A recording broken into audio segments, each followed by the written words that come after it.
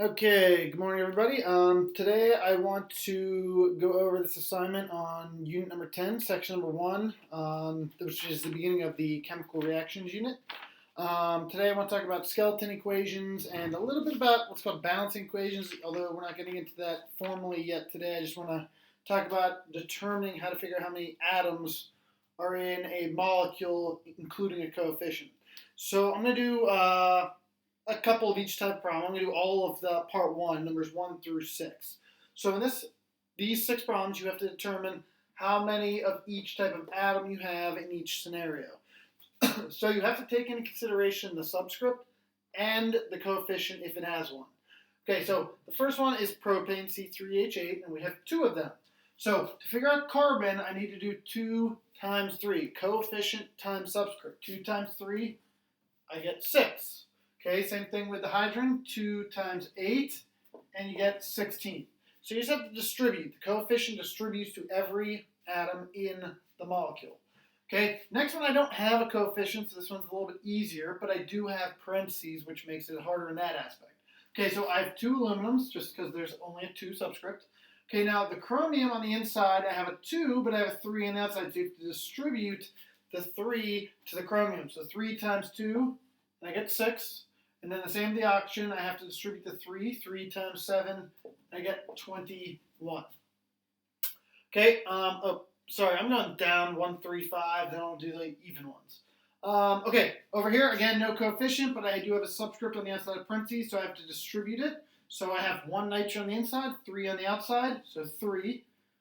Oh, actually, this is a tricky one, because you also got to notice I have another nitrogen right here. So although I have 3 right here, I also have a 4th one right here.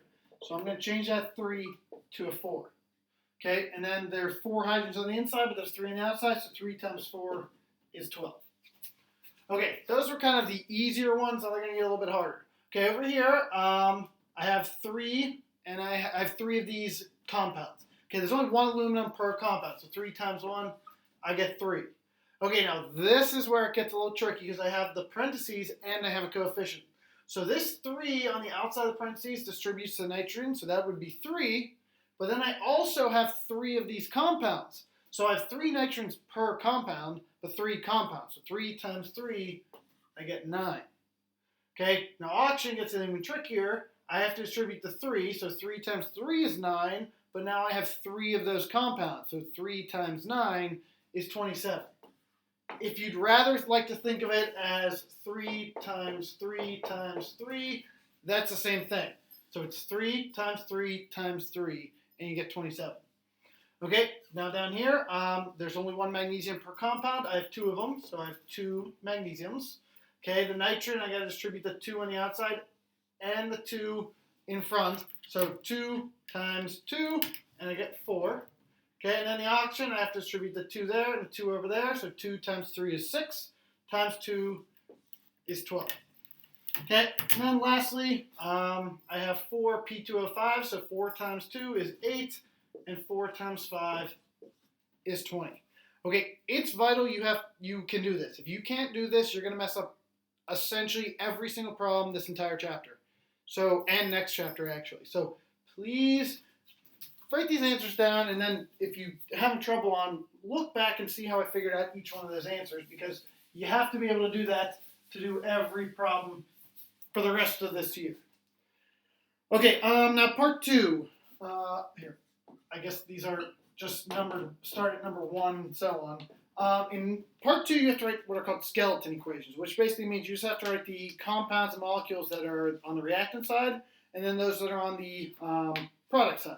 Now, for this one, some of the examples tell you that they are a gas, a solid, a liquid, or aqueous. If they are, you need to add a little subscript, which tells you what the state of matter is. Okay, so, also, there are 7 diatomic elements: hydrogen, nitrogen, oxygen, fluorine, chlorine, bromine, and iodine. So if you see one of those 7 on here, it's going to have a 2 subscript next to it. So hydrogen gas is H2.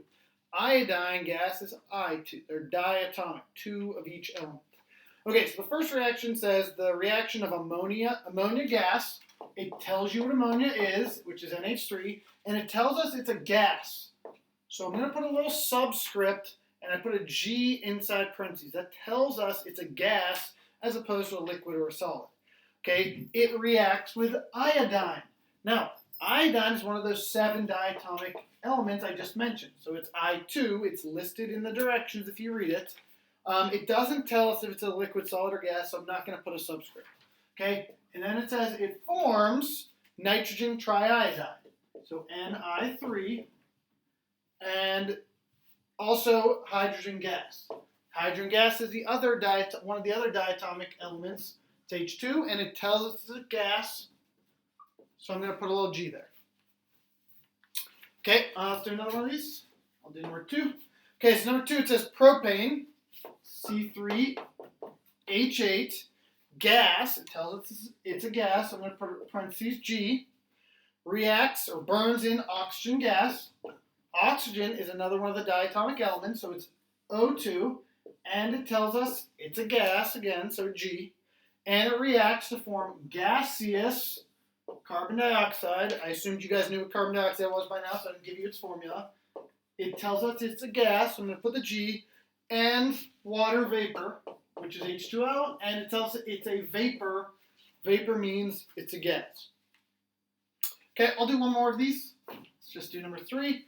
Okay, it says the reaction of aqueous nitric acid. So nitric acid is HNO3. Again, this one said aqueous. For aqueous, you're going to put a little AQ in parentheses. Aqueous just means it's dissolved in the water, dissociated. If you guys remember, ionic compounds break apart into their ions and get dispersed throughout the solution because water's polar, it rips apart the molecule. So this is an example of that. So that's what AQ means. Okay, it says it reacts with solid potassium hydroxide, so KOH, and it tells us it's a solid. Okay, and it says produces aqueous potassium nitrate, so KNO3, and again, aqueous, which is that AQ, and liquid water, so H2O, and it's a liquid, so I put a little parentheses, and then an L. That's a cursive L. You can just put a regular L if you want. Okay, so those are called skeleton equations. They're not actually correct, as we're going to learn in the next section. We have to do what's called balance these guys.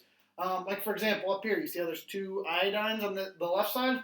Look on the right side, there's 3. We can't just create an iodine atom out of thin air. So these equations are not correct, but they're kind of like the basic reactants and products that are involved.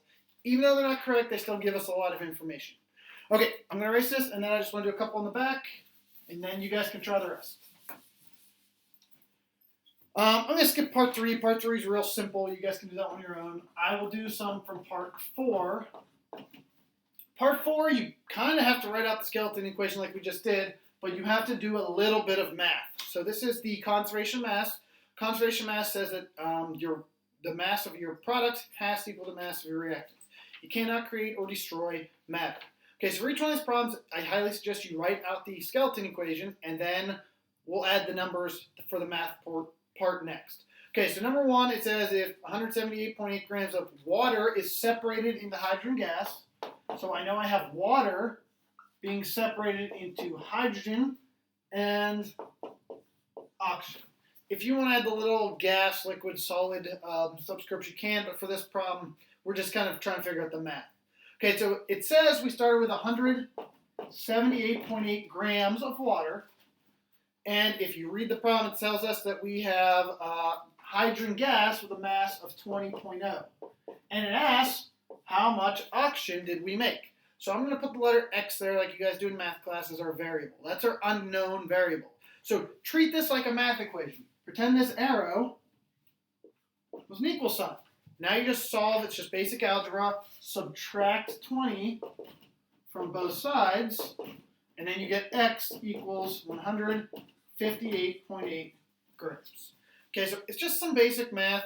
You just plug in the numbers, and there's going to be one variable you don't know, and just do some adding or subtracting to figure it out. Okay, I'll do one more of these guys. I'm going to erase this one. By the way, question 2, you're going to use the exact same skeleton equation. It just has different numbers. It tells you how much hydrogen and oxygen are made, and it just asks you to figure out how much water was used. So just add the two numbers together. So number 2 is very simple for this one. Okay, I'll do number 3. Okay, it says a sample of iron reacts with oxygen gas to form ferric oxide, which is rust, Fe2O3. Okay, so first I'm going to write the equation. Now I'm going to add the numbers. It says I have 10 grams of the iron. It tells us that I'll put the equal sign for this one. And it tells us that we make 18.2 grams of the rust. And then the question actually asks us how much oxygen is consumed or used. This is a 10, by the way. So, basic algebra, subtract the 10 to the other side, and you should get an answer. X equals 8.2 grams. Okay, so these problems are very, very simple. As long as you guys can figure out the actual equation, just plug in the numbers, solve for X. If you guys have any questions on any of these, please let me know. This assignment will be due on next Friday, which will be the 15th at 10 a.m.